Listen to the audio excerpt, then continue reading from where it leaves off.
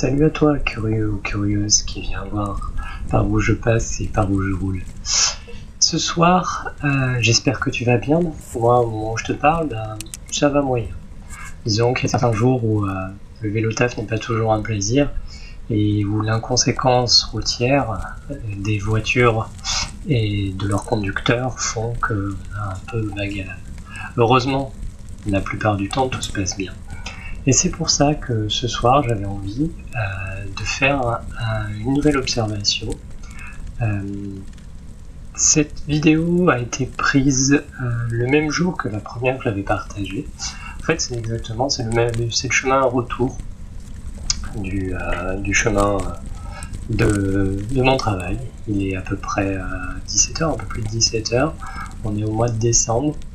Et on va ensemble parcourir quelques kilomètres, une vingtaine de minutes, un peu plus, entre chien et loup, au moment où le soleil se couche. Ça pourrait être une sunset ride, excusez-moi, en hommage au sunrise ride qui se tiennent le matin. La vidéo coupe un peu chez moi, donc je vais essayer de faire au mieux. Actuellement, donc je suis en train de... Là, j'ai commencé mon chemin. Je suis... alors, voyons voir. Je suis dans la zone Eureka. Donc il y a quelques travaux. Toujours. Ça, on les avait vus. On en avait vu une partie le matin. Donc il y a quelques travaux. Il y a quelques voitures, mais globalement assez peu de circulation. On est dans une zone de bureau. Donc il y a quelques gens qui quittent le travail comme moi dans leur voiture et moi dans mon vélo. On se croise, on se retrouvera peut-être en chemin, qui sait. Peut-être arriverai-je avant eux ou eux avant moi. Ça, c'est pas la question. Ici vous avez à votre droite le futur siège de la Forfouille, si ça vous intéresse. Et là, hop, voilà, on va passer entre les grillages et les poteaux qui évitent que les voitures passent. Hop, on navigue un petit peu entre les nids de poules et les flaques d'eau. Le ciel est très clair ce soir-là, très bleu. C'est bien, on a la chance d'être à Montpellier où il fait généralement beau. Donc c'est une zone très idéale pour faire du vélo taf.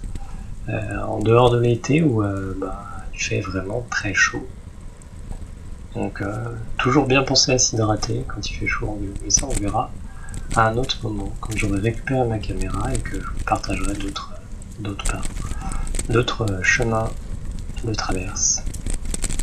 Donc ici, j'évite la circulation par un petit chemin que j'ai découvert il y a de cela déjà quelques temps, ça fait à peu près peu de 2 ans, donc un petit peu de gravillon, là ça va secouer un peu, je m'en excuse par avance. Donc ça secoue un petit peu, mais ça permet d'éviter l'avenue Marcel Dassault, donc, qui je vous rappelle est une voie rapide. Ici on a on a un peu les inconvénients du petit chemin avec quelques flaques qui persistent après la pluie, mais une belle zone très sympathique avec sur la droite des ronciers, non sur la gauche pardon, autant pour moi, sur la gauche des ronciers qui fournissent d'agréables murs. Donc de temps en temps, quand c'est la saison, on s'arrête pour manger un petit peu et se ressourcer avant de repartir. Donc là on est dans une impasse, mais qui commence à être envahie par les voitures. C'est une zone qui est en train de se modifier avec des endroits pour faire du sport, du foot, de l'escalade, effectivement. C'est toujours très intéressant de venir faire du sport en voiture parce qu'il ne faudrait surtout pas se fatiguer. Donc devant moi, l'autre cycliste de Montpellier qui décide de ne pas prendre le même chemin que moi. Ah non, si.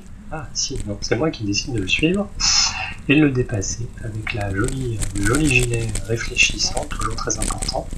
Effectivement, on est en automne, bientôt en hiver.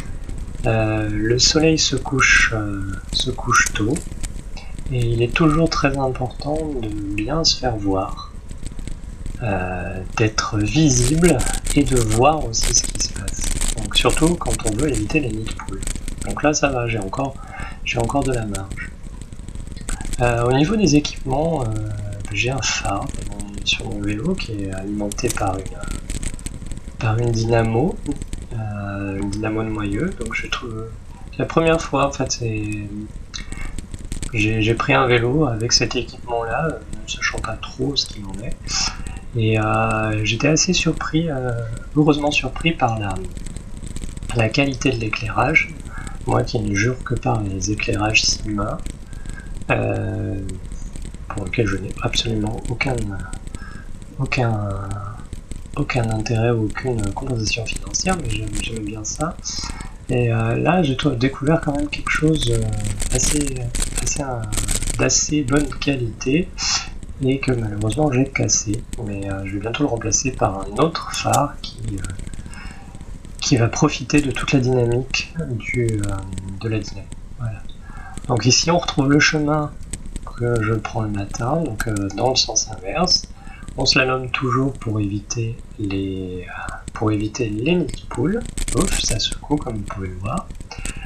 J'ai placé ma caméra sur le guidon. Donc ça secoue un peu plus que quand elle est placée sur le casque, mais comme j'ai une caméra un peu lourde, c'est un répit pour mes cervicales. Voilà, donc cette zone est un petit peu la zone la plus on va dire dangereuse, la plus inquiétante, on va dire, de cette piste cyclable, parce que quand il y a une voiture derrière, on ne la sent pas toujours arriver, et donc on n'a pas toujours la place pour pouvoir laisser passer la voiture. Heureusement, il y a assez peu de circulation, comme on peut le voir. Donc ici, on va arriver en fin de piste. Alors, voilà. Donc ici, là, pas trop de possibilités. Alors, je vais passer par le passage piéton, voilà, pour rejoindre le rond-point. Alors on voit un cycliste devant qui a un plastron arrière, donc c'est le troisième cycliste de Montpellier, l'autre deuxième cycliste de Montpellier. Plastron arrière qui indique sa position. Hop, voilà. On commence à voir mon phare, et on commence à voir aussi que la nuit tombe doucement. Il y a l'éclairage plutôt de bonne qualité qui permet de voir où on va, de se faire voir. On se retrouve dans la zone pavillonnaire. Voilà, le ciel commence lentement à s'obscurcir. Pas d'éléments particuliers à signaler ici. Donc zone 30, pas mal de voitures. Quelques piétons. Enfin, les voitures surtout arrêtées. De toute façon, les voitures on les voit surtout arrêtées. Et au loin, voilà, les éboueurs qui viennent pour les étrennes. C'est la zone. Les éboueurs toujours très sympathiques le matin, quand on les croise, qu'on fait un grand bonjour. Effectivement, c'est plus sympathique. C'est plus simple de dire bonjour quand on est en vélo que quand on est en voiture. Voilà, si, j'ai menti, il y a quelques voitures qui circulent. Ici, donc, une voiture très très bien garée, visiblement. On va pas s'en plaindre. Ou pas, ça dépendra.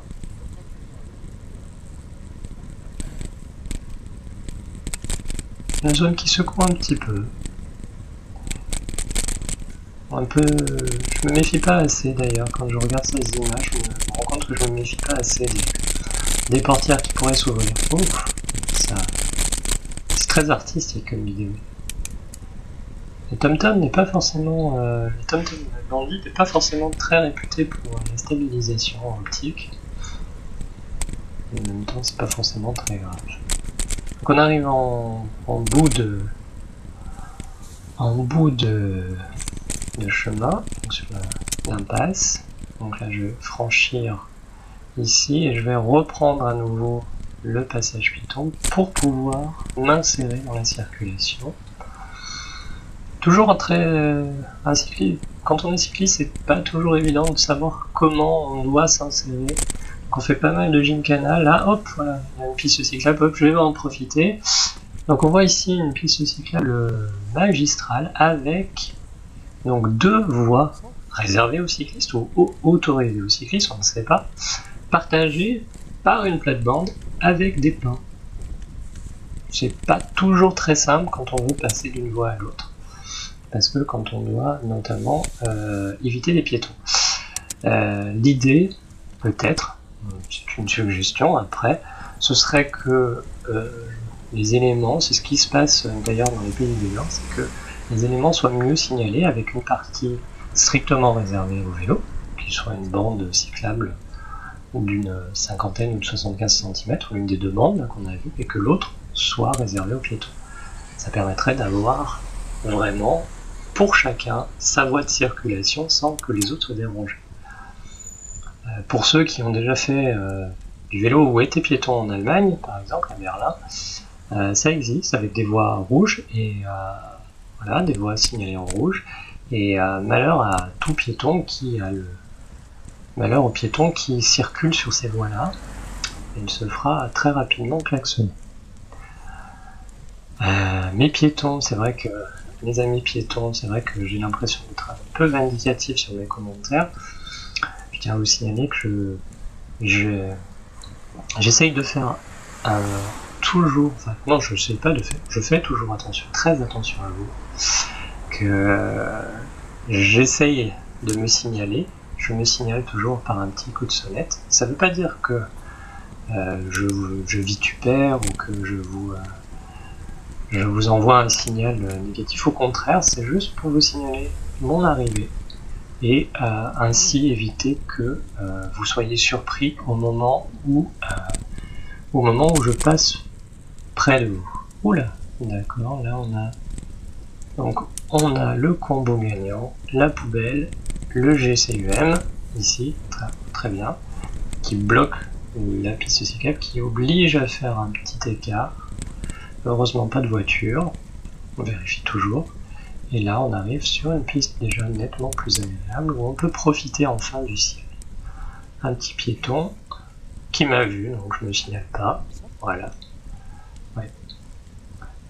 Ça c'est pareil, c'est pas une habitude qui est encore très ancrée chez nous, qui dans des pays qui pratiquent davantage le vélo se fait plus. Le petit coup de sonnette, c'est pas forcément, c'est pas négatif, c'est juste un signal.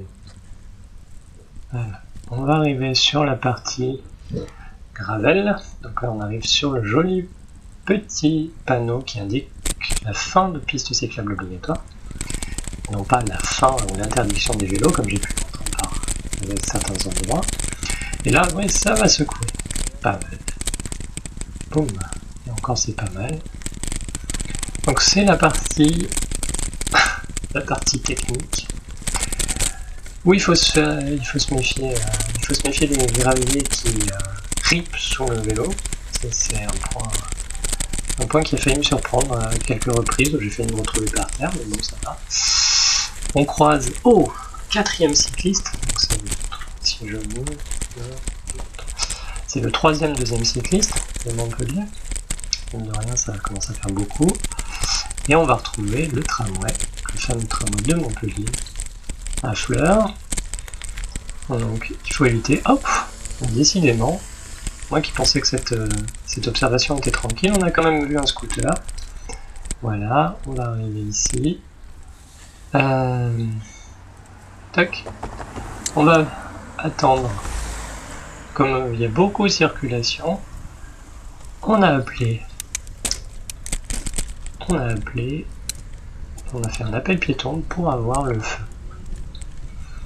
Ouais, il y a beaucoup de circulation à ce moment-là, donc c'est préférable. Et cet appel est assez réactif d'ailleurs.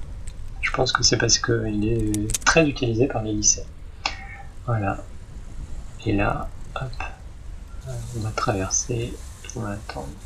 On peut traverser, oui, on traverse sans faire attention. Ouais. Peut-être pas forcément très. Hop. Ici, on a déjà nettement plus de lycéens que le matin. Donc on évite. On a pareil, pas de piste clairement identifiée. Est-ce un mal ou un bien? Je ne sais pas. Parce que c'est toujours est-il qu'on est entre deux pistes. Il y a peut-être une petite continuité à faire. Voilà, le soleil est en train de se coucher. C'est un peu plus... Là, je signale que je suis là. Le piéton m'a entendu, ça met sur le côté, tranquillement. Hop, on franchit le tunnel. C'est bien, ça permet de tester les réactions de la caméra en conditions de nuit. Voilà. C'est plus clair sur la vidéo que dans mon souvenir. Mon souvenir, c'était beaucoup plus sombre. Voilà. Hop, et encore un cycliste, à moins que ce soit... Oui, c'est ça. Je crois que ça doit être le 5e, 2e cycliste de Montpellier. Et de son agglomération. Voilà. Bon, au moins, l'équipement aura servi. Et ça va accélérer un petit peu, donc toujours se méfier des piétons qui ne sont pas toujours très visibles, eux. Et des voitures, donc là, vous voyez, hop, sur la gauche, il y a des voitures qui arrivent. Hop, on va freiner. Hop. Merci, elle me laisse passer. C'est dommage parce que là c'est juste au point le plus bas de la piste, c'est-à-dire qu'il faut reprendre toute la course, il faut reprendre toute l'énergie qu'on a dépensée pour descendre. Bon, en même temps, vaut mieux ça que de se retrouver à l'hôpital ou pire. Voilà. La jolie zone du Kélus qu'on avait vue le matin, la piste cyclable, oui, je rame beaucoup, effectivement, je rame beaucoup. Une grue qui a fait son nid ici et qui clignote gentiment. Une grue qui se détache dans la nuit, donc on profite. Je vous laisse profiter de ce joli paysage et de ce ciel azur qui est en train de lentement s'assombrir. Voilà. On voit que j'ai du mal quand même. Hein. Et là, on arrive sur le bout du monde. On va passer par là. Hop. Toujours éviter de prendre le tram dans la tête, hein, ça c'est important. Et un petit peu de gravillon pour finir. Je n'ai pas de croix de fer. J'ai un Giant Argento qui est plutôt qui a des bonnes suspensions et qui résiste plutôt bien dans des conditions complètement diverses. C'est très agréable.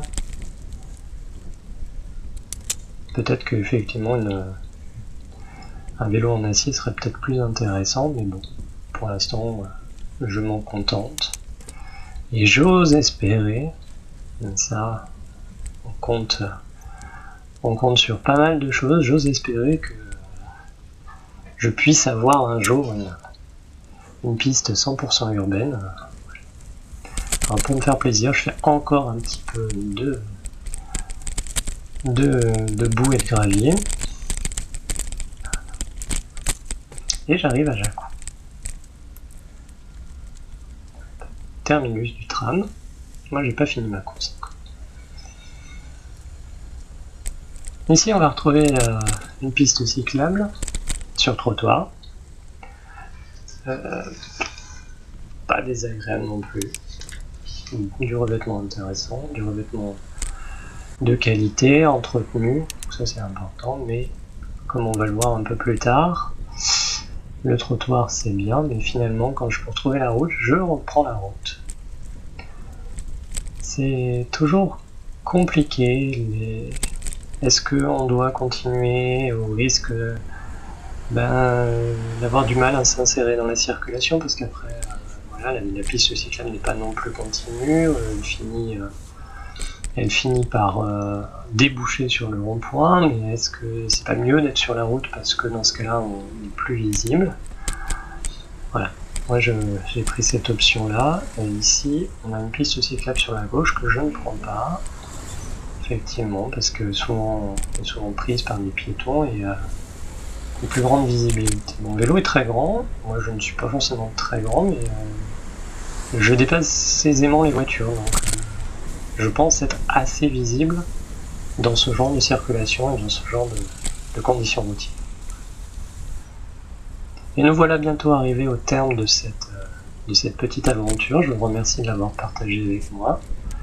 Je m'excuse des petits accros, j'essaie de m'améliorer au fur et à mesure, j'espère que ça marche. N'hésitez pas à laisser un petit commentaire sur la route, à me donner des petits conseils aussi. Je me pose beaucoup de questions, donc si vous avez des réponses, n'hésitez pas. Voilà, je vous laisse profiter de cette dernière partie qui s'est pas passé vraiment grand chose de pertinent, mais on voit la luminosité baisser et moi qui ai visiblement hâte de rentrer chez moi. Bonne soirée et merci, à bientôt.